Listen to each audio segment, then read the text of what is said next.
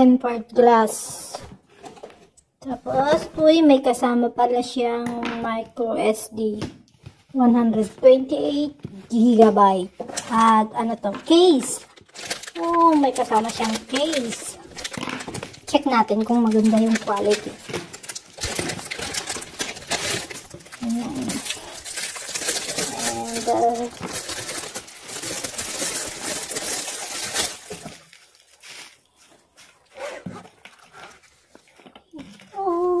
pwede. Just free lang naman ito. And what else? Ang panglaman. Ang kanilang shop card.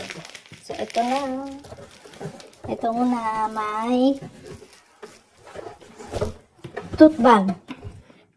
And, oy, may nakita ako.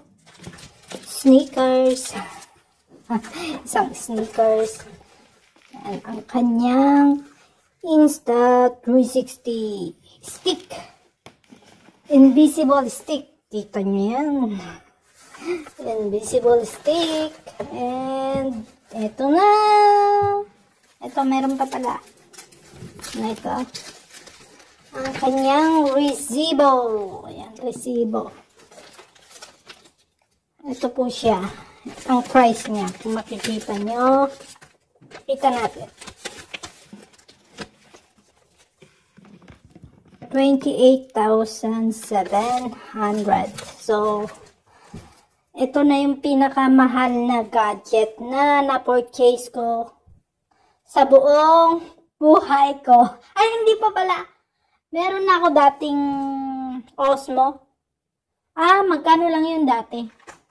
Mas mahal pa rin to yung Osmo dati nang binili ko nasa 14,000 lang. So, mas mahal pa rin to.